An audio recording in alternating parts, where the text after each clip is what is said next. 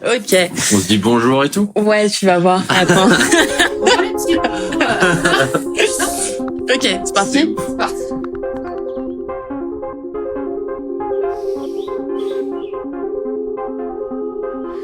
Bonjour à tous, bienvenue dans le 3e épisode de L'Art et les Manières. Je me représente un petit coup, je suis Lucia Passaniti, je suis actrice et je me pose pas mal de questions et je traverse pas mal d'angoisses et trucs comme ça et du coup j'avais envie qu'on puisse les partager et y réfléchir ensemble avec d'autres artistes que j'aime et que j'admire. Et du coup aujourd'hui on est avec Hugues de la Marlière. Toi t'as quand même un plutôt beau parcours, t'as commencé très tôt, t'as plus ou moins un peu toujours voulu faire ça? Ouais, j'ai voulu faire ça très tôt. Après, est-ce que j'ai commencé très tôt? J'ai pas été un enfant acteur et tout ça, mais non, mais est-ce que tu faisais tes propres premiers petits films toi comme tu voulais quand t'avais 16 ans et puis ton premier contrat tu l'as eu en 2015 si je dis pas de bêtises, ce qui est quand même pas mal. Ça veut dire que à peine sorti d'école. J'ai eu le bol de faire ma 3e année d'école et d'avoir ma première pièce de théâtre en même temps. Donc t'as commencé à travailler très tôt, très vite, si tu préfères, très vite. En fait, c'est j'ai eu la chance de rencontrer très tôt des gens du métier et qui m'ont, avant de bosser en tant que comédien, qui m'ont mis la main à la pâte un peu, où j'étais un peu le commis de toutes les compagnies de là-haut vers chez moi. C'est où chez toi déjà? C'est entre Amiens et Arras. Moi, je viens d'un petit bled qui s'appelle Amplier. Ok. Et donc non, ça s'est pas joué là-bas, ça s'est plutôt joué sur Amiens.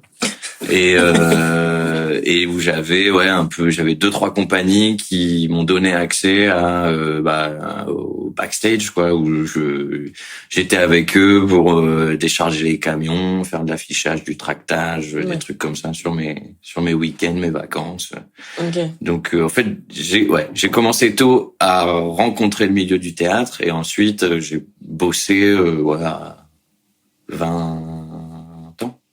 En vrai, c'est un truc assez fou de commencer, comme pour un acteur de commencer à bosser à 21 ans, c'est... Ouais, c'est cool, ouais. C'est joli. Ouais, après, c'était mes premières armes. C'était une pièce d'une compagnie qui s'appelle les Ben Arts. C'était une pièce où on jouait dans des salles des fêtes, on jouait de temps en temps dans des théâtres, mais c'était surtout dans des petits bleds dans le Nord et tout, c'était chambé. Okay. Et c'était pas c'était pas tout le gros truc. Assez rapidement derrière, t'as bossé avec la compagnie du Berger aussi. Ouais. Et là, pour le coup, t'as commencé à ouvrir le bal sur des très grosses salles et des gros budgets et une façon. Parce que la compagnie du Berger, c'est une compagnie qui est basée à Amiens, mais qui fait des gros spectacles avec toujours 10-15 personnes minimum, avec de la musique live, avec des gros décors, des grosses installations, des gros trucs. Et c'est eux, en fait, qui m'ont mis le pied à l'étrier quand j'avais 14 ans. J'ai fait un stage de 3e à la Comédie de Picardie, toujours à Amiens. Et il y avait cette compagnie qui était là, qui montait Cyrano et c'est Olivier Mélor, le metteur en scène, qui m'a dit mais qu'est-ce que tu fais hein? Parce que je faisais mon stage, mais je faisais mon stage dans les bureaux surtout en fait. Oui, rien à voir, c'était pas du tout. Non, mais parce que je pense que le théâtre, il se disait on a un stagiaire, mais on va pas déranger non plus l'équipe qui est en train de faire sa créa et tout. Et juste le metteur en scène, Olivier, m'a vu et puis m'a dit mais je t'ai vu traîner là dans le coin, qu'est-ce que tu fais? Je lui ai dit je suis en stage quoi. Il m'a dit mais si t'es en stage dans un théâtre, faut que tu vois comment on fait du théâtre quoi. Merci Olivier. À mort. Et du coup il m'a dit viens, tu viens au plateau. Donc j'ai étiré des câbles, j'ai fait tout ce que je pouvais faire. De quoi on m'appelait pour porter des trucs, tout ça, j'étais là. Mais du coup j'étais au cœur du truc. Oui. Et il m'a pas lâché après, il m'a fait rencontrer d'autres compagnies dans le coin avec qui j'ai fait la même chose, quoi. Ouais, ça s'est joué vraiment à ce moment-là où je me suis dit, putain, j'ai vu des adultes faire des trucs de ouf et tout, ils étaient payés, c'était leur métier. Je me disais, ah la vache. Et finalement, ils étaient pas si loin de chez moi, donc je me disais, venant de mon petit bled, putain, c'est possible, quoi. Ouais. Du coup, c'est un peu eux qui t'ont fait te rendre compte que même si tu venais d'un petit bled de 300 habitants, etc., tu pouvais faire ça, que ça pouvait être un vrai métier, que ça pouvait, Et du coup, lui, c'est un peu ton papa du théâtre, en fait. Il m'a mis le pied à l'étrier, il m'a donné plein de possibilités dans le sens où il m'a fait rencontrer plein de monde. Et puis, ensuite, c'est avec lui que j'ai fait la plupart des pièces dans lesquels j'ai joué, quoi. Jusqu'à d'ailleurs même faire Britannicus. Ouais. Vous avez même joué à la cartoucherie et tout. Vous l'avez joué jusqu'à quand, ça? On a commencé en 2021. On l'a créé en 2021 et on la joue encore. On joue encore là en mai à Lille. On l'a joué en début d'année. Bon, c'est un peu la fin, mais on aura fait 4 ans avec ça. Et la question con qu'il y a plein de personnes qui se posent tout le temps, c'est quand au bout de 4 ans, t'en as marre de la jouer ou pas? Non, c'est pas que j'en ai marre, c'est que maintenant, comme ça s'évase un peu, les dates sont un peu plus au compte-gouttes. Ouais. C'est toujours on se remet, on perd un peu la pièce. Oui, donc faut se remettre sur le truc. Mais et ça redemande tout le temps une adaptation pour jouer 3-4 dates, quoi. Et donc ça, c'est un exercice particulier. Ouais. Alors que quand tu parlais de la cartoucherie, mais c'est la compagnie du Berger, elle est associée au théâtre de l'Épée de Bois à la cartoucherie. Donc toutes nos pièces, elles jouent là-bas au bout d'un moment. Et donc là, on fait un mois non-stop. Et là, c'est bon, ça déroule, quoi. Ouais. Donc c'est pas tant que je me fatigue à la jouer parce que c'est une partition de ouf. Ouais. Mais c'est que ça demande un taf, ça demande quasiment autant de travail, de remise en forme, quoi, que de jeu. Et on joue 4 jours et en fait, moi, pour 4 jours, j'ai bossé une semaine avant pour me remettre dedans, quoi. Et ça, justement, parce que Britannicus, ça fait quand même partie des pièces où, en tant qu'acteur, tu dis, waouh, ça fait partie des très plus beaux rôles que tu puisses avoir. Ouais, de ouf. Ça t'a fait quoi quand je joue pas Britannicus. Non, pardon, fallait le préciser. Dédicace à Vincent de Fusero qui joue Britannicus. Mais Néron est beaucoup plus stylé. Mais quand... Et il te va très bien, en plus. Mais c'est surtout, ça t'a fait quoi quand tu t'es appelé pour te dire que t'aurais ce rôle-là? J'ai flippé. Enfin, je me disais, c'était aussi une manière pour lui. Il m'avait fait bosser sur Doit-on le dire de La Biche. Il m'avait fait bosser sur L'Établi, qui était une adaptation du bouquin L'Établi de Robert Linhart. Mais j'avais des seconds rôles, quoi. J'avais des partitions un peu derrière, des beaux rôles, mais pas le rôle titre, quoi. Mais quand j'y ai vu de sa part une sorte de confirmation qui me faisait confiance pour un gros projet, pour une grosse partoche en alexandrin et tout. Et en même temps, je me suis dit, waouh, moi j'avais jamais bossé à l'alexandrin, un petit peu vite fait en cours, mais pas plus que ça. Pas des grosses sessions comme au conservatoire ou tout ça où ils ont l'habitude. Oui, c'est pas la formation toi que t'as eu, que t'étais à l'écart, du coup c'est plus sur la cinéma. Plus dans un truc ciné, ouais. Et du coup, je me suis dit, bon, ok, gros challenge, ça va, grosse pression de ce qui allait se passer, mais aussi beaucoup de reconnaissance de me donner cette chance-là, quoi. Ouais. Et t'as kiffé monter le projet? Ouais, j'ai kiffé. J'ai kiffé le rôle déjà, parce qu'il permet, il permet d'aller très très loin. Dans des trucs très sombres et qui font très mal, quoi. Et puis surtout c'est rare d'avoir des rôles aussi deep. Ouais. Mais j'ai kiffé apprendre aussi, j'ai kiffé apprendre à travailler l'alexandrin, j'ai kiffé me faire confiance au bout d'un moment, de me dire genre putain, en fait je crois que ça marche. Enfin, en tout cas, le travail sur l'alexandrin, de me dire je crois que ça y est, j'arrive un peu à le faire, quoi. Et puis après on a fait des dates de dingue, la cartoucherie c'était ouf, on a joué dans des théâtres chambés. Et puis on a l'impression de s'embarquer dans un gros tunnel hyper impressionnant, et en fait une fois qu'on est dedans, ça le fait. C'est 2h45 assez c'est hyper jouissif à faire, quoi. J'ai l'impression que tu te dis souvent ce truc là, putain en fait ça va, ça marche. Ça résume pas mal à un peu tous les moments de ta carrière, non?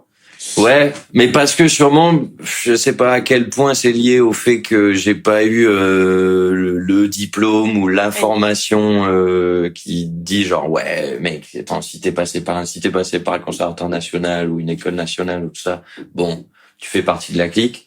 Peut-être que je me dis que à chaque fois je découvre un nouveau truc qui me fait un peu peur et du coup j'y vais pas en confiance totale, quoi.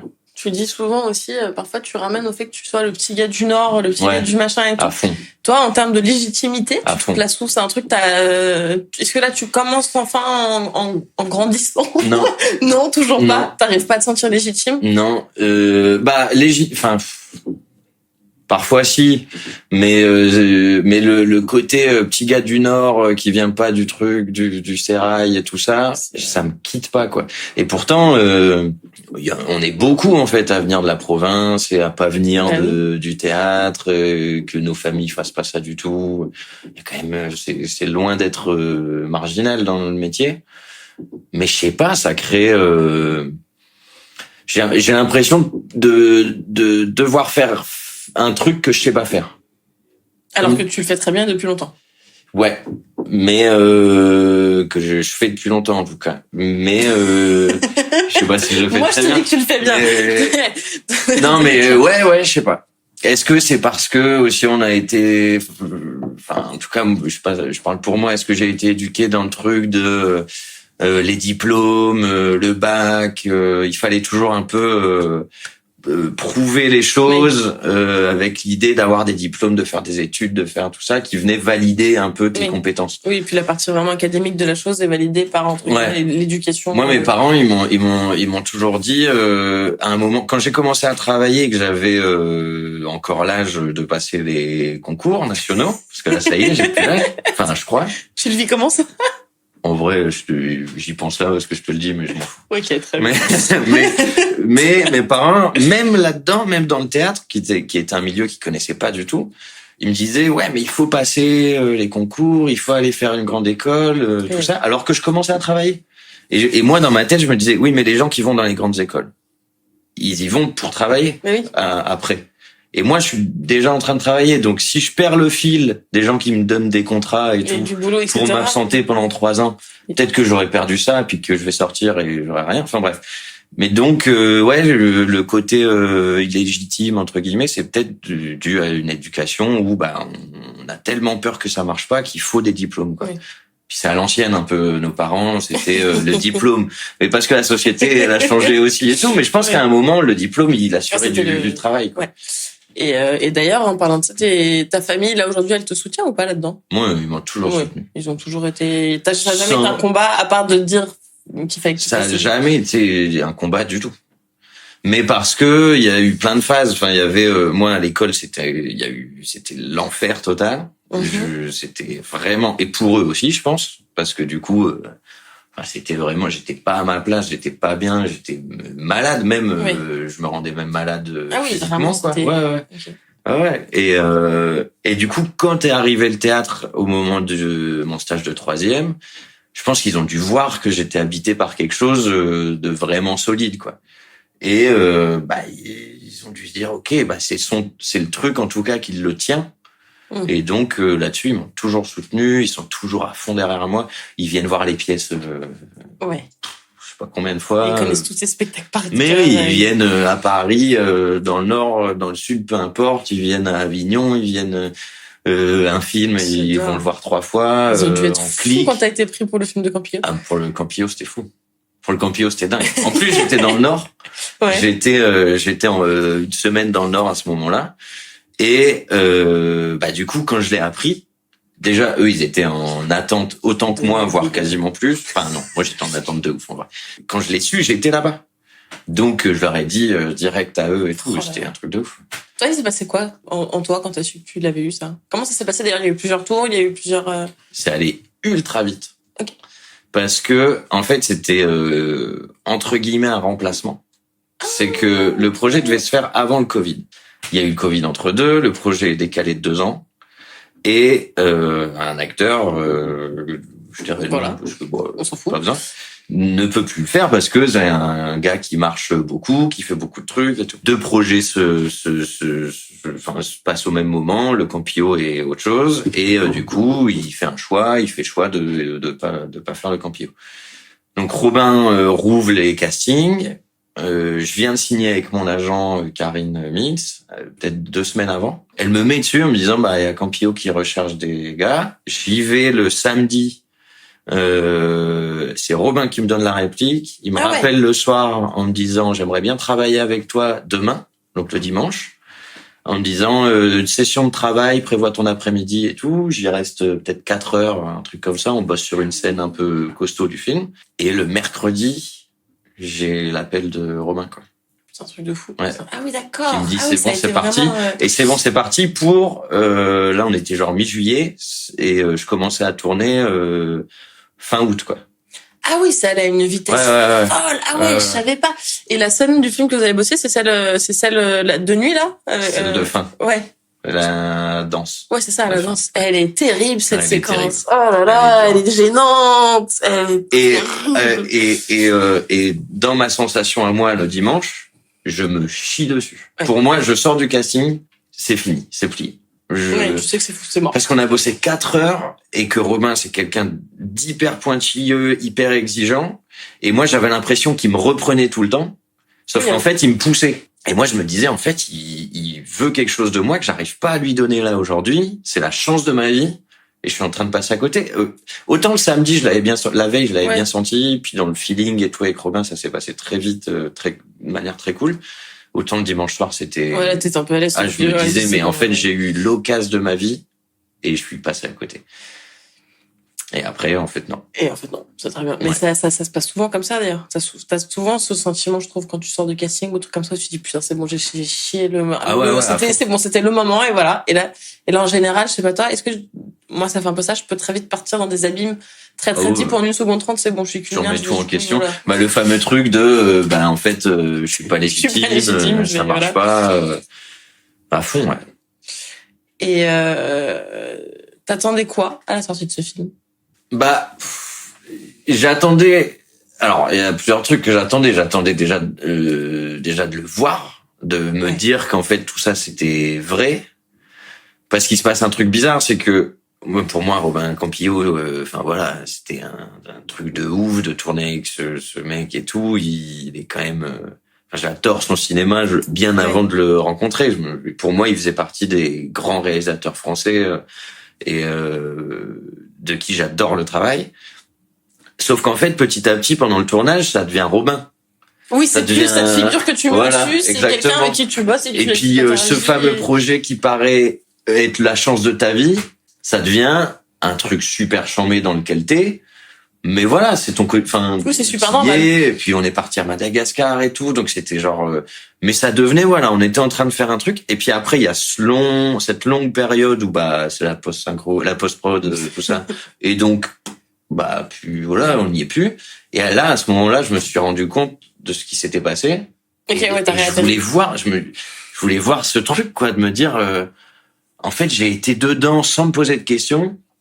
Et à quoi ça a ressemblé. Et puis après, comme c'était Robin et tout, le film de Robin Campillo, voilà, on attendait plein de choses. Bah oui. Mais ça m'a appris énormément sur le fait, sur comment dire, parce qu'il a marché relativement par rapport à 120 battements, tout ça. Oui, ça n'a pas été le même phénomène que 120 battements par minute. Mais parce que alors que c'est sublime. Parce que 120 battements, des phénomènes comme ça, je souhaite à tout réalisateur de vivre ça à chaque film, mais c'est plutôt rare. C'est pas ça la normale. Ce que disait Robin et qui était super intéressant, c'est que il disait en fait l'exception dans sa carrière, c'est 120 battements. C'est ça le truc qui fait parce que Robin il fait un cinéma hyper exigeant, c'est très fin, mais c'est pas un film qui est facile d'accès. L'île rouge, c'est quand même, ça demande une attention, une concentration et tout ça.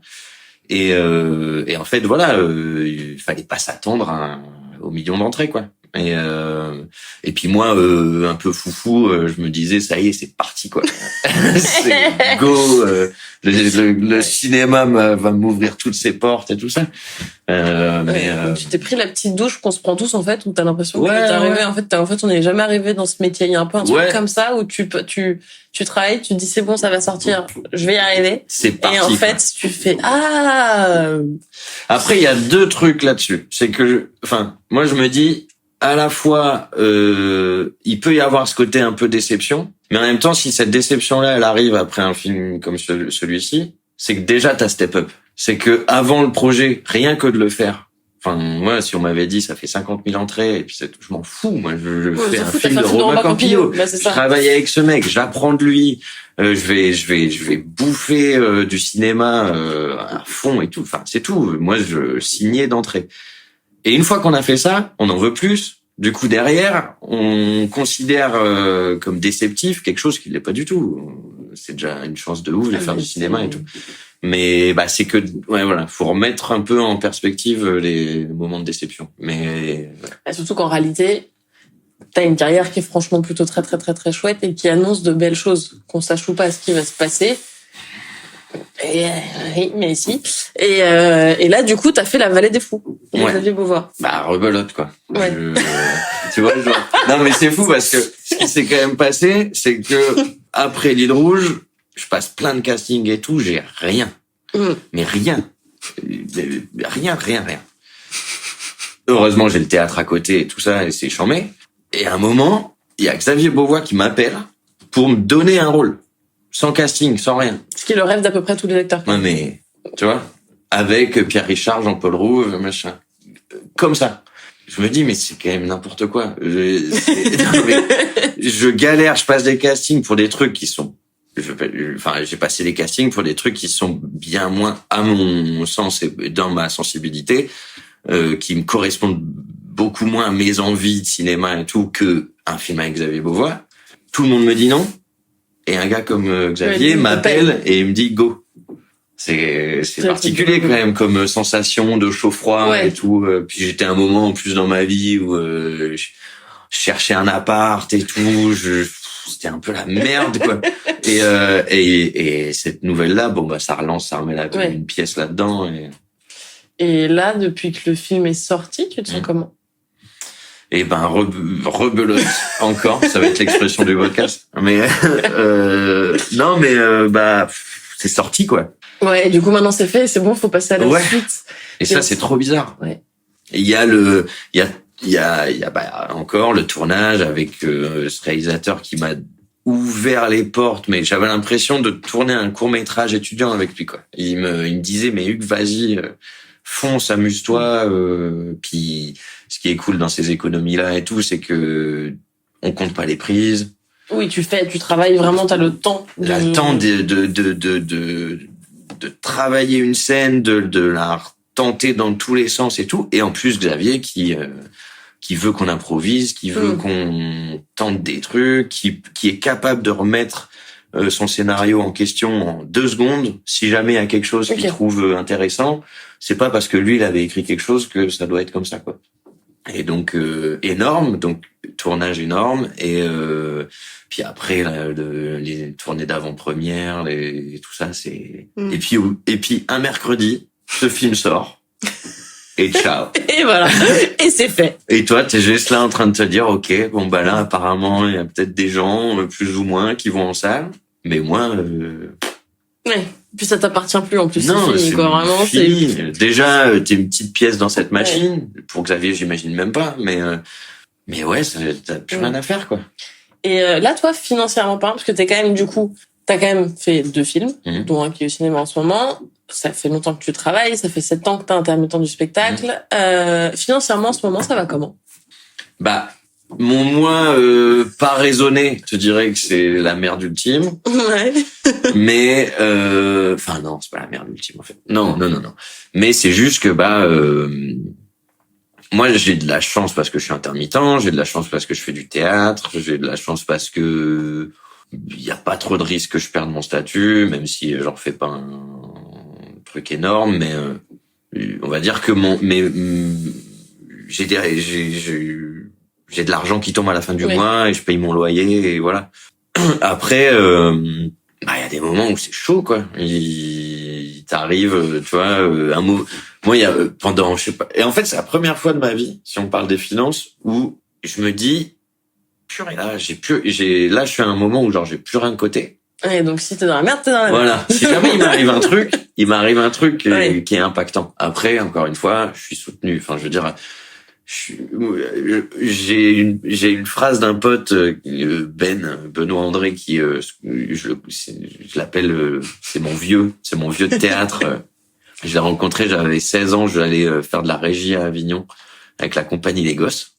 Ça, je m'en souviens bien. Pareil, une chance de ouf d'être embarqué là-dedans. Et lui, en fait, c'est le gars que je rencontre, j'ai 16 ans, et je monte dans un camion pour faire la route jusqu'à Avignon, et c'est lui qui conduit, quoi. Et on passe toute la route, il a, je sais pas, il a 20 ans de plus que moi. Ouais.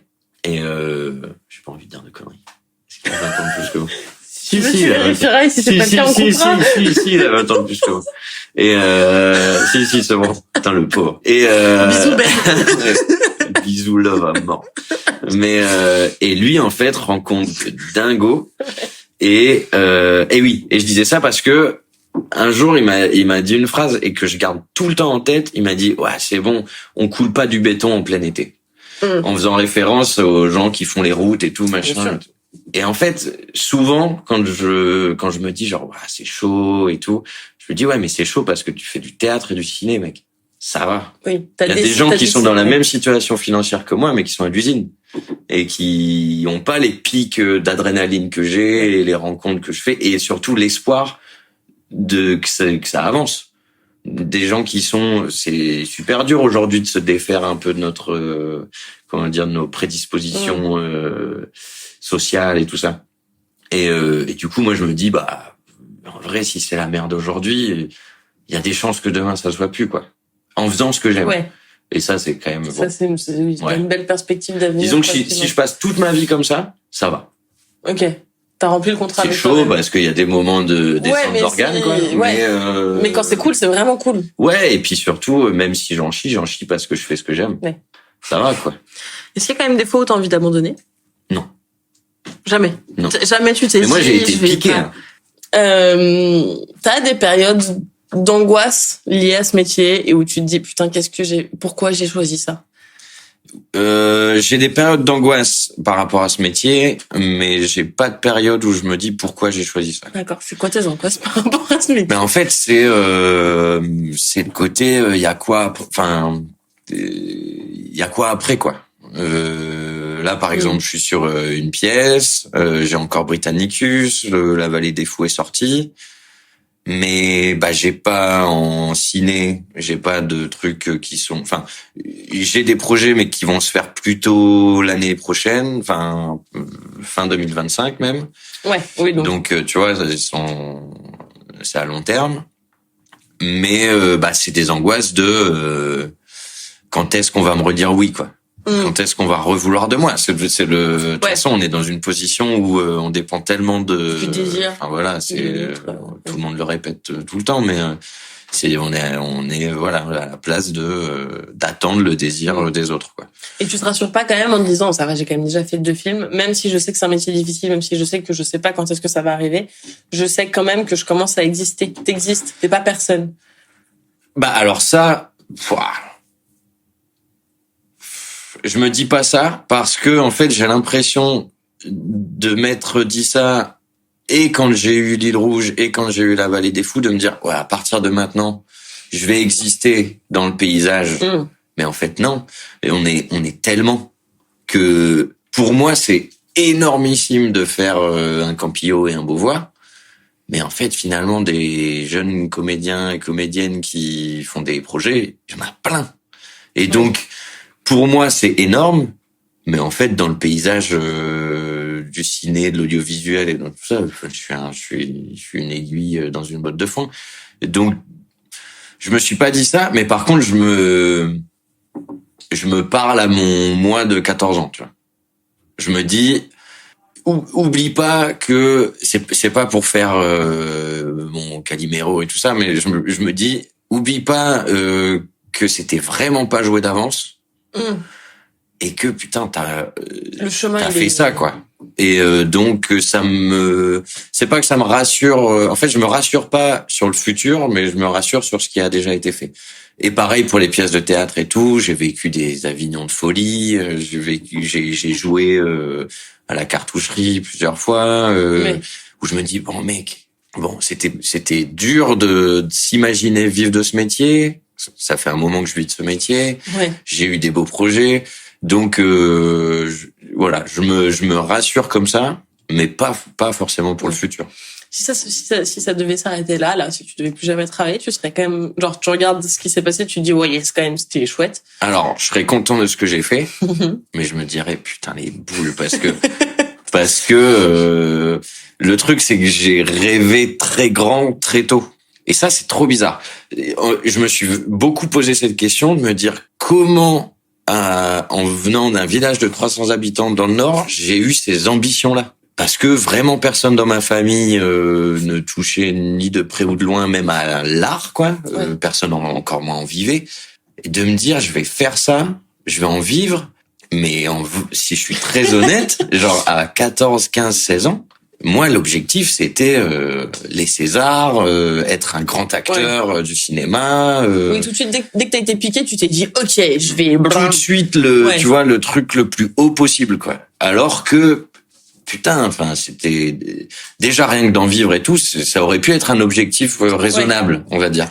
Mais c'était absolument pas raisonnable. Et dans ma tête, c'était concret, quoi. Oui. Mais est-ce que c'est pas justement aussi le fait que tu sois parti direct avec un objectif aussi haut qui fait que t'en es là où t'es aujourd'hui et qui fait que t'as travaillé et qui fait que tu fais aussi quand même des belles choses et que même si t'aimerais en avoir plus, ce que t'as, c'est quand même déjà super chouette. Est-ce que c'est pas le fait d'avoir eu cet objectif tout de suite très fort?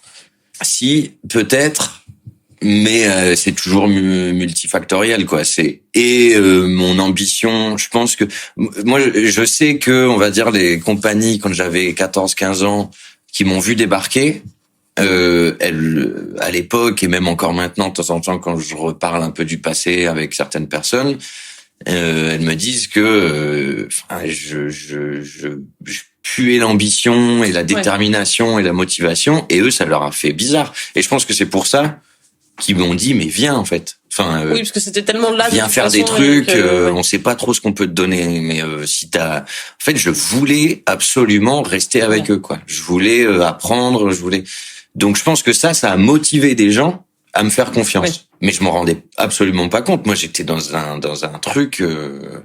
Enfin, les jours comptés. C'était si on me donne l'opportunité dimanche d'aller décharger un camion, je vais leur prouver que j'ai vraiment envie. En fait, j'étais dans une détermination de leur prouver que c'était pas une blague, quoi. Okay. Mais donc, je pense que ça a dû jouer. Et puis après, il y a un facteur chance aussi énorme. Le Campillo, il tombe à un moment où, putain, les planètes sont alignées, quoi. Il faut que cet acteur ne puisse pas le faire. Il faut qu'il y ait le Covid. Il faut que l'acteur ne puisse pas le faire. Il faut que Robin soit, je sais pas si ça s'est fait comme ça, mais qui sont un peu en urgence de trouver quelqu'un. Oui, ce qui fait que du coup tout va très vite. Ça va très très vite. Moi j'arrive et sûrement que si j'étais arrivé 2 jours après, quelqu'un d'autre aurait eu le rôle, quoi. Oui. Donc il y a plein de facteurs. Mais ouais, en tout cas, je pense que ça m'a empêché d'aller trop vite sur des trucs que j'avais pas envie de faire. Quand j'étais à l'école, je pense que c'est souvent le cas. On nous propose il y a des castings et tout machin, et ça tout de suite aujourd'hui quand j'y pense, je me dis mais c'était quand même bizarre, mais parce que c'était potentiellement de l'argent et puis des rôles, quoi, et je disais non, je voulais pas faire ça, quoi. C'était pas assez, fallait plus. C'était pas une histoire de pas assez, en tout cas c'était pas assez moi, c'était pas assez ce que je voulais faire. Et j'ai réussi très tôt à dire non à des trucs que, franchement, aujourd'hui, parfois, on parlait de finances et d'argent et tout ça, je me dis, mais putain, je suis un fou. Alors que j'avais pas fait Campillo, j'avais pas fait Beauvois. Aujourd'hui, je peux me dire, bah non, mec, ce serait un peu dérouté, quoi. Ouais, du coup, là, tu restes, même là, aujourd'hui, même malgré ça, même des moments un peu plus de galère et tout, tu restes focus sur ton truc de normalement, vas-y. Grosse dédicace à mon agent, parce qu'on a eu une discussion, vraiment quelques jours là-dessus. Et où, franchement, elle est solide, parce que je suis chiant, quoi. Parce qu'elle a essayé de te dire, Hugues. Bah, elle, je pense qu'elle est pas dans ma tête. Et elle se dit, voilà, il y a peut-être des opportunités ailleurs, faut peut-être ouvrir un peu plus, mais moi, c'est ciné, quoi. Enfin, et c'est là où je m'exprime mal, même auprès d'elle, c'est que c'est pas ciné, c'est-à-dire que c'est pas je veux faire que du cinéma, mais c'est, en tout cas, comme moi, ma sensibilité se tourne très souvent plus vers le cinéma que, tu vois, par exemple, je regarde pas des masses de séries. Moi, oui, je vais au Cinoche, quoi. Ouais. Donc c'est peut-être un peu une erreur de ma part de dire je veux faire du cinéma, parce qu'en vrai, si demain il y a une putain de série ou un truc sympa, oui, si le scénario de la série est complètement fou et que t'aimes l'identité du projet, je suis touché par le truc, ça c'est ce qu'il faut, que tu sois touché par la chose, ouais. c'est que ça te parle pour de vrai, quoi. Mais j'ai une vraie capacité à me mettre dans la merde pour attendre un bon projet. Ouais. J'ai une sorte de résistance à la merde. Puis du coup, tu commences à être un peu aguerri sur tous les autres métiers possibles à faire, non? C'est-à-dire? En vrai. Bah, du coup, toi, tu fais partie de, vas-y, c'est la débrouille, quoi, s'il faut, ah ouais, parce que moi, du coup, on s'en fout, on fait d'autres trucs, quoi. Après le Campio, moi, j'ai terminé mon statut en conduisant des camions, pour mon pote Simon, qui est en régie et tout, machin. Et moi, je préfère faire ça, que de faire des trucs. Tu fais tes heures, c'est cool, et puis Mais parce que je me rends compte, et c'est là où j'ai réussi à être honnête avec mon agent la dernière fois, c'est que je lui ai dit, mais en fait, c'est pas une sorte de snobisme ou d'élitisme ou tout ça, c'est de la peur. C'est qu'en fait, je me dis, j'ai fait tout ça, j'ai fait tout ce chemin-là, et genre, ça m'a demandé des sacrifices de dingo, et j'ai peur de me foutre une balle dans le pied tout seul. Parce qu'en fait, j'ai fait tout ça, j'ai fait un Campio, j'ai fait un Beauvois, et en vrai, j'aurais trop les boules de tout perdre par précipitation, de prendre le premier truc qui me tombe sous la main en me disant ouais bon je suis en banqueroute ou en ce moment j'ai pas grand chose, donc allez vas-y je prends ça, et derrière me dire ah putain. Ça c'est un truc que tu sens vraiment dans ce métier, tu sens que si tu fais un mauvais choix, tu seras plus appelé au même endroit, tu feras plus partie de la même cour, et où du coup t'auras plus en vrai de vrai, c'est pas du tout objectif. Mais ton instinct te dit ça, t'as un truc à l'intérieur de toi qui te dit non, ce serait un trop gros risque et tu pourrais ne pas avoir la carrière que tu devrais avoir. Ou que tu aimerais avoir, en tout cas. Ouais, mais alors que quand je regarde les CV des gens que j'admire, il y en a plein qui ont fait plein de trucs ailleurs. Et il y en a aussi beaucoup qui ont pas dérouté. Donc en fait, je sais à quel point il y a pas de recette, mais la tienne en tout cas. En fait voilà, la mienne me fait me dire qu'il vaut mieux que j'aille bosser ailleurs. Et encore une fois, j'ai de la chance, c'est-à-dire quand je dis bosser ailleurs, c'est encore une fois pas à l'usine et tout ça, c'est faire des heures où je peux trouver des heures. Pour si j'ai besoin de terminer un statut, c'est quand même ça va quoi. Enfin si on parle clairement, c'est accepter 15 jours de taf dans l'année qui sont pas ce que j'aime absolument faire. Il y a pire quoi. Ça va. Donc non, ça va.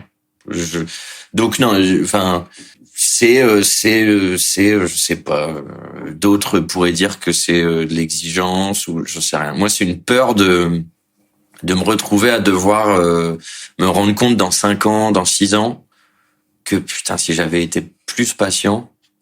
Ouais, il y aurait eu Ouais, mais peut-être que en plus pas du tout. J'en sais rien. Tu fais ta règle, en tout cas tu fais ta règle à toi. Bah ouais, mais encore une fois, sûrement parce que ça vient du fait que j'ai pas été dans les grandes écoles, j'ai pas fait tout ça, et donc en fait, je sais même pas si je fais ma règle à moi parce que je suis en train de l'apprendre moi-même ma règle. Tu vois, oui. Je respecte ma propre règle autant que je suis en train de la construire en même temps. Donc j'ai pas de cahier des charges quoi, mais je sais, en tout cas, je me dis, bon, jusque-là, ton instinct, il a pas trop déconné. Vas-y, essaye de continuer de lui faire un peu confiance, même si parfois ça me met dans des situations psychologiques de l'espace, mais... Et les situations psychologiques de l'espace, comment tu fais pour les traverser? Quand t'es dans le down, même si tu continues à croire à ton truc et tout, à quoi tu t'accroches? Pour que ça... Il y a des moments où je m'accroche pas à grand chose. Il y a des moments où c'est là, quoi. C'est là, c'est latent, et je me démerde avec, je tourne en rond. Et puis parfois, dans les discussions avec les potes, dans le retour aussi tu vois, par exemple, si j'en parle à ma famille à ce moment-là, entre guillemets, parce que on n'est pas une famille qui on parle énormément des choses très profondes, mais en tout cas, rien que d'y retourner et de remettre les pieds là où un peu tout a commencé, je me dis bon, attends, vas-y, souffle. Il s'est passé plein de trucs, quoi. Mais puis sinon, après c'est des phases, quoi. Faut accepter que Donc, ça va être 5 jours, et puis c'est tout, hein. Traverse tes 5 jours de merde. Ouais, vas-y à fond tant qu'à faire, et puis au moins une fois que ouais.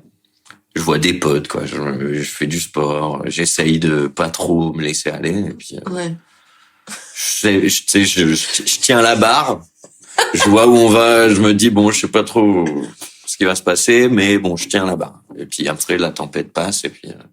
genre on monte, puis après tu redescends. J'essaie de voir où je suis sur la carte. Je me dis, je me suis bien éloigné des côtes quand même. Bon, allez, je retourne. Mais en vrai, ça, franchement, je me dis, putain, ça demande une capacité, tu vois, rien que les noms. On est quand même un job où on passe constamment des entretiens d'embauche et on part du principe que c'est normal d'en rater, 95%. Ouais. Boum. Ouais.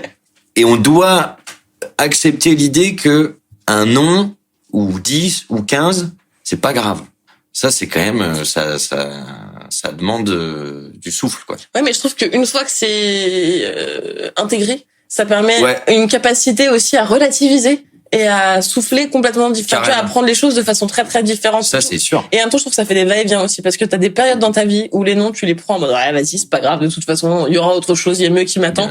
Et 2 semaines plus tard, un autre nom, tu peux avoir envie de crever et te dire, ok, c'est bon. Et même pour genre des noms pour un truc sur lequel tu comptais à fond, parfois, voilà, tu dis, ça passe, et un nom pour un truc, t'es même pour t'y aller comme ça, en te disant, si jamais ça passe, tant mieux, puis au pire, tant pis. Et ben, celui-là, c'est la déflagration, quoi. Mais c'est l'accumulation, je pense. Et puis, quand est-ce qu'il tombe et tout. Oui, Puis est-ce que t'avais plus besoin aussi ou pas? Il y a plein de facteurs.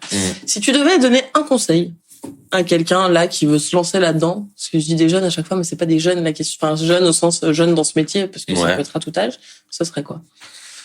C'est pas un conseil à moi, c'est un conseil qu'on m'a donné. Je me souviens, c'est Karine Dederwarder de la compagnie Les Gosses, justement, une des compagnies qui m'avait fait découvrir le théâtre. Je l'avais suivi à Paris dans une toute petite salle où il y avait franchement, il y avait 20 personnes quand ça marchait, 5 la plupart du temps. Je crois que j'étais resté avec elle 1 semaine sur Paris pendant mes vacances, et où elle m'avait dit, et j'avais déjà dit que je voulais devenir comédien. Ouais. Et elle m'a dit, tu seras sûr de vouloir être comédien si ça, là, toute ta vie, donc c'est-à-dire jouer dans une toute petite salle avec 20 personnes par jour, si t'es capable d'endurer ça et que ça te pose pas de problème. Si tu te dis que toute ta vie tu vas jouer devant 20 personnes dans une petite salle quelque part et que ça te va, vas-y. Si tu penses que ça vaut rien et que tu vivras pas bien cette situation-là, fais autre chose. C'est chaud. Donc se dire qu'on a envie de faire ce métier, de jouer, d'être sur scène ou dans la caméra ou peu importe, mais que c'est ça qui compte, pas forcément la reconnaissance. Je te dis ça alors que je te disais que à 14 et 15 ans, je visais les Césars, tu vois. Mais j'avais une double lecture, tu vois. Je me disais aussi, de toute façon, si jamais j'ai jamais de César dans ma vie, mais que j'ai passé toute ma vie à jouer, ça va. C'est ça. Je vis ça, mais en vrai, si j'ai juste ça toute ma vie, en fait, je suis très heureux et c'est déjà hyper chouette. Et en plus, je sais pas toi, mais moi, j'ai souvenir d'une représentation qu'on avait fait d'un spectacle où il y avait 9. Ouais, c'est dur. Il y avait 9 personnes dans la salle et c'était une maison de retraite. Et en fait, c'était une écoute et une attention qui était mais folle. En même temps, forcément, et finalement, ça a fait que t'as passé un bon moment. Et en fait, c'était magnifique, c'est une de nos plus belles représentations, mais parce que t'es tellement avec eux, et t'es tellement en mode, ok, on y va. Et donc, ce qui a compté à ce moment-là, c'est ce qui s'est passé sur le plateau. Et comment toi, t'as traversé le truc. Et c'est ça qui t'a nourri, en fait. Donc, c'est cette énergie-là qui est la plus importante. C'est à la fin de la pièce de te dire, en vrai, même s'il y avait 9 personnes, c'est cool quand même. C'est cool de faire ça. Ils ont ressenti quelque chose, c'était trop bien, on a vécu un truc tous ensemble. Puis de te dire, putain, c'est ça mon job, ça va, c'est cool. Et pour faire le petit virage de 360, parce que ça n'a vraiment rien à voir avec ce dont on parle là tout de suite. Pour toi, est-ce que l'art, c'est politique? Bah ouais. Non mais ouais, à fond. Je vais te dire même genre une phrase toute conne, mais aujourd'hui, aujourd'hui ou toujours, peut-être que mais tout est toujours un peu politique. Chaque choix qu'on fait, chaque discussion qu'on a et tout. C'est tout un impact. Bah ouais. En fait, parce que je sais pas, tout est politique dans le sens de la cohabitation tous ensemble, dès qu'on parle à quelqu'un, on a un impact sur sa personne, ou quand on écoute quelqu'un, on se remplit d'un discours, tout ça. Et je pense que tout est politique. Les choix qu'on fait sont politiques, et encore plus aujourd'hui. Tu choisis de t'intéresser à certaines choses, de te remettre en question ou pas à plein de niveaux. Et ça détermine qui tu es dans la société. Et puis alors, t'es un tout petit maillon d'un grand tout. Mais c'est ouais. Et l'art, du coup, carrément. Ouais. Et donc pour toi, chaque œuvre que tu décides de faire, tu dois avoir conscience de l'impact politique, en tout cas de ce que ça raconte. Impact, après, il sera ce qu'il est, mais il mais ça peut même être une grosse comédie, tu vois, par exemple, et tout, un truc qui n'est pas chargé politiquement dans le propos ou tout ça. Mais ce qui serait politique, par exemple, dans une situation comme celle-ci, ce serait de me dire pourquoi je le fais. Est-ce que je le fais parce que vraiment je me dis, c'est une comédie ou c'est un projet un peu plus léger, mais c'est pas con. Et les gens qui vont recevoir ça, soit tout simplement ça va leur faire passer un bon moment, sans leur donner de mauvais messages ou de trucs qui déroutent avec ce que je peux penser, parce que même dans la comédie, il peut y avoir des trucs hyper gênants, politiquement parlant, et pas ok, et les gens font rire avec des choses qui sont pas du tout ok. Donc l'impact sur le spectateur, et puis après moi, il y a des moments où je me dis, je sais pas. Je choisis pas grand chose. Et peut-être qu'à force, c'est aussi ça, ce que je voulais dire tout à l'heure, de pas trop dérouter. J'ai l'impression qu'en travaillant avec des gens qui m'intéressent, et politiquement aussi, avec des gens avec qui je peux me retrouver sur plein de valeurs, même si on peut avoir plein de sujets sur lesquels on n'est pas d'accord et tout, ça en appelle d'autres. Ouais. Qui sont un peu dans cette même lignée-là, quoi. Le même, Donc, je sais plus ce que c'était ta question. Si tout œuvre a une valeur politique et tout. Mais en plus, attends, parce que justement, tu parlais de l'humour. Cette phrase-là, on peut plus rien dire et machin, et est-ce que, pour toi, le rire, on peut rire de tout ou pas? En vrai, c'est une question qu'on pose tout le temps, tout le monde, surtout aux humoristes et tout ça. Oui. Je crois que je sais pas. Est-ce que c'est que ça dépend comment c'est fait ou est-ce que c'est qu'on peut pas rire? Je pense que ça dépend énormément de comment c'est fait. Parce que ce serait quand même, c'est toujours magique de réussir à faire rire sur un truc super sensible ou à rire grâce à quelqu'un qui nous fait rire sur un truc super touchy, super sensible, sans que ça, tu sais que tu rigoles sans que ça fasse de mal ou sans que ça vienne appuyer certaines personnes dans leurs pensées qui seraient problématiques. Disons que ce serait super qu'on puisse rire de tout, mais je pense que souvent c'est un point de vue de quelqu'un qui a pas trop souffert du rire des autres et que faudrait demander en fait. C'est souvent, par exemple, il y a quand quelqu'un fait une mauvaise blague ou un mauvais film ou une mauvaise œuvre ou peu importe, ou en tout cas qui fait du mal à une partie de la société et qu'on lui reproche, il se place en étant son propre défenseur. Alors qu'en fait, il faudrait juste qu'il se dise, alors, ok, juste dans ces cas-là, je veux poser la question à ceux qui en ont souffert ou qui pourquoi, dites-moi. Oui, comprenons ce qui fait que comprendre le truc. Ouais. Et puis aujourd'hui, il y a tellement de trucs. Aujourd'hui, on se polarise tellement, on est pour ou contre un peu tout le temps, que je sais pas si on peut rire de tout. Ouais. T'es d'accord avec ce côté un peu blanc ou noir de la société? Bah ouais. Non mais ouais. Mais je suis d'accord. Je suis d'accord de me dire que c'est le cas. Oui. Je suis pas d'accord de dire qu'il le faut. Mais c'est juste un constat. Aujourd'hui, il y a peu de nuances dans les discours. Mais en même temps, la nuance, c'est aussi un peu la golden card des gens qui veulent pas se mouiller et qui... La Suisse.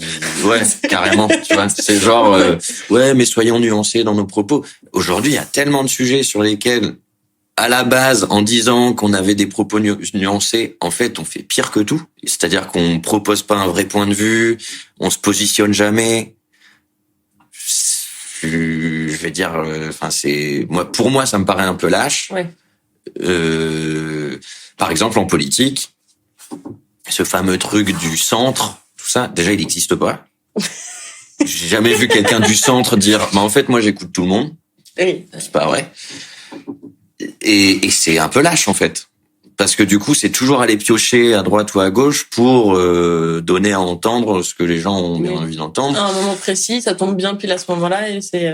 Bah ouais, et puis je veux dire, le dernier homme de centre qui s'est positionné en disant moi je suis ni de gauche ni de droite, enfin on voit ce qu'il a fait, quoi. Oui. Et ça pique. Ça fait mal, quoi. Ouais, non, moi, il y avait quand même aussi une autre question que j'avais envie de te poser. Séparer l'homme de l'artiste, oui ou non? Non. Tu peux approfondir. Non, mais non. Aujourd'hui, bah non, parce qu'en fait, cette question, elle est toujours posée pour séparer l'homme de l'artiste.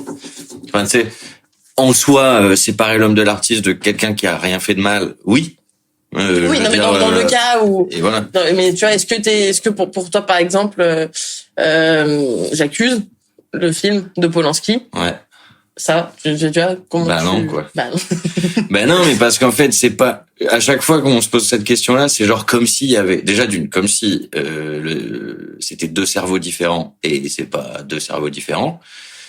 En plus de ça, en fait, c'est surtout que si on achète un album ou si on achète une place de cinéma pour aller voir un film de quelqu'un pour qui on séparerait l'homme de l'artiste, en fait, le compte en banque, c'est le même. Donc, en fait, on fait vivre l'homme et l'artiste en même temps. Donc, en fait, on donne une sorte de validation à quelqu'un qui nous semble problématique. Je pense que personne ne sépare l'homme de l'artiste. Il y a des gens qui acceptent l'homme et l'artiste, et il y a des gens qui n'acceptent pas l'homme et l'artiste. Enfin, je sais pas, c'est sûrement, peut-être qu'il y a des gens qui sont capables de cette division-là dans leur cerveau, mais moi, il y a un être humain qui est là, et c'est tout. Et son métier est de faire quelque chose. Souvent, il y a eu plein de réponses là-dessus, plein de gens très intéressants et bien plus profonds, mais qui disent, mais est-ce qu'on se pose la question pour des boulangers ou pour des... Non. Quelqu'un a fait quelque chose qui est problématique, point barre. Oui. Que ça soit un artiste ou pas, en fait. Donc, séparer l'homme de l'artiste quand quelqu'un n'a rien fait de mal et tout, en se disant comme exercice de pensée, il y a la personne qui crée, qui est au bureau et qui est l'artiste. Le matin, il se lève et il va à la boulangerie comme tout le monde. Et donc, c'est vrai qu'il doit y avoir deux perceptions différentes du quotidien et tout ça. Mais comme tout le monde, quand on va au travail ou quand on fait quelque chose, on n'est pas totalement la personne qu'on est avec la famille ou avec les potes. Mais ça, je veux dire, c'est genre ça, c'est complètement basique, en fait. Pas... Mais on se pose toujours la question quand quelqu'un a fait une connerie. Oui. Donc, il a fait une connerie. En fait. Et donc, pourquoi cette connerie ne serait pas... pourquoi on ne devrait pas punir cette connerie comme on punirait la connerie de n'importe qui d'autre? Parce que ce serait un artiste. Et toi, si demain... elle est dure la question que je te pose. Si demain, t'es face à quelqu'un qui, par exemple, mettons un réalisateur, qui est en cours de jugement. Toute ta vie, t'as rêvé de bosser avec. Mais il a pas encore été jugé. Donc, techniquement, au niveau de la justice, on sait pas ce qui se passe. Je suis déjà engagé. Il te dit que t'as le rôle. C'est en cours. C'est un procès qui est en cours. Qu'est-ce que tu fais? Alors, parce que ça, c'est technique. C'est super dur.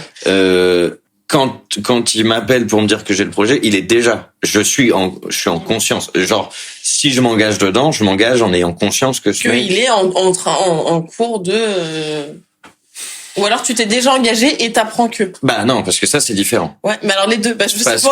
Non, mais parce que si t'es déjà, c'est beaucoup plus simple si t'es déjà engagé. Parce qu'il y a juste une notion même contractuelle. C'est-à-dire que la question se pose pas de la même manière. Oui.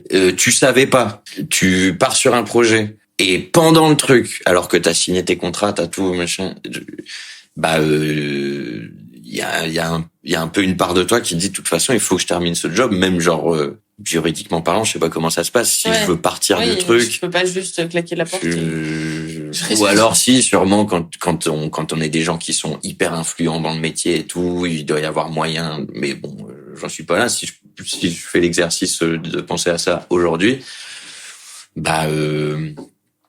si je sais que cette personne est problématique, je crois que j'aimerais profondément être capable de dire que j'y vais pas. Mais ça dépend aussi d'une situation aussi purement financière. Enfin non, en fait. Non, j'allais m'embarquer. Non, mais en vrai, ce serait ces questionnements-là. Je trouve que c'est un vrai truc, c'est une vraie question à se poser qui est hyper difficile parce qu'en plus, il y a la possibilité de se dire, même si c'est un tout minuscule pourcentage, le pourcentage aussi, il existe aussi des gens qui sont accusateurs. Ce pourcentage-là, il est minuscule, mais c'est là où la question, elle est hyper, parce que je trouve que quelqu'un qui est jugé, c'est hyper, enfin, après, non, parce que chacun son truc, il y en a qui s'en foutent royalement, mais vu le discours que t'as l'air de tenir, j'ai l'impression que si tu sais que tu bosses pour un violeur, je pense que t'auras pas envie de bosser avec. Ah ben non. Voilà. Donc ça, là, cette question-là, pour moi, elle est un peu omise. Mais, violeur ou tout autre, oui, voilà, mais enfin, tu vois, quelqu'un qui est un connard, quoi, on va dire, voilà. Mais du coup, avec la possibilité de peut-être, il est innocent. Après, il y a aussi quelque chose. Il sera innocent aux yeux de la justice. Aujourd'hui, c'est pas un facteur. D'où le fait, voilà, c'est ça aussi, c'est qu'en fait, ça veut tout et rien dire aujourd'hui. C'est pas parce que le mec a été innocenté par la justice française qu'au fond, il a pas fait des trucs de porc, quoi. Ah bah, c'est très bien. On sait très bien aujourd'hui. Jugé par la justice française. Voilà. Et que, franchement, c'est quand même super rare, les mecs, parce qu'on parle quand même 99% de mecs, qui sont accusés de quelque chose, ils sont mis en examen, ils vont jusqu'au jugement, ça va jusque là, alors et qu'ils ont rien fait. C'est très rare. C'est quand même super rare. Après, la vraie question que ça soulève dans l'axe de ce que tu disais, c'est dans notre métier. En fait, on est à un moment, on est à un tournant générationnel un peu, même s'il y a des jeunes qui sont des connards aussi, mais où moi j'en veux à mort de pas pouvoir faire confiance en toute une génération que je peux admirer. C'est-à-dire que en fait, ces gens-là qui sont des porcs et qui font des conneries ou qui aujourd'hui vont payer ou ont payé pour des trucs qu'ils ont même commis il y a très longtemps et tout ça, ils mettent aussi toute une génération d'acteurs, d'actrices et puis de techniciens, de techniciennes, de scénaristes, de réalisatrices, peu importe, dans une situation où tous les gens qu'on a admirés, on a un peu peur. Parce qu'on se dit, à tout moment, ça peut tomber et tout. Et en plus, tout le monde devient un peu complice de cette génération-là, d'une certaine façon. Ouais. T'as un peu un truc où tu te rends compte, donc tout le monde savait, tout le monde en a juste dit, ouais, c'est le cinéma. Pour ceux qui étaient là jusque-là et qui faisaient du cinéma jusque-là avec ces gens-là. Mais genre, la question que tu posais, si je suis engagé sur un truc et qu'en fait, ça tombe que la personne avec qui je travaille a agressé, harcelé, violé et tout. Moi, j'espère que les gens peuvent comprendre que je ne suis pas lié à cette personne totalement parce que ça reste un rapport de travail et tout. Mais je savais pas, j'admire cette personne parce que depuis tout petit j'admire cette personne. Je travaille avec. Je me dis, waouh, c'est un truc de dingue. Et le coup près tombe, j'ai travaillé avec un harceleur, j'ai travaillé avec un... Et en fait, c'est là où il y a un rapport de non-confiance générationnelle un peu qui se crée. Où tu te dis, même si je l'admire et même si... En fait, je sais pas. Et c'est là où il faut rencontrer les gens, faut travailler. Et puis en vrai, tu croises les doigts un peu. Oui, bon, on sait jamais en plus. Tu croises les doigts en disant genre... Tout le monde a des casseroles au cul, tu vois. Surtout qu'en fait, ça tombe, dans un monde où ça veut plus rien dire. C'est un peu dangereux, ouais. C'est vrai que ça fait peur. Parce que tu te dis, putain, non. Je veux pas être associé. Moi, j'ai pas envie d'être associé à ça. Mais tu peux travailler avec des gens qui sont ultra problématiques. Et puis, même s'ils sont, s'ils sont relaxés ou tout ça, c'est que sur un plateau et tout, ça va pas être quelqu'un de bien. Et puis quand même le but dans nos relations, même de travail et tout, je crois qu'aujourd'hui on a un peu envie de travailler avec des gens avec qui ça se passe bien, quoi. C'est fini la génération de faut souffrir pour ça. Pour ce métier, pour l'amour de l'art. Ouais, genre c'est encore mieux parce que t'as souffert. Ouais. Il est dur, il est, tu vois, il est sale, donc. C'est un artiste, tu vois. Toute une image qui est en train de se déliter face à ça, qui disparaît.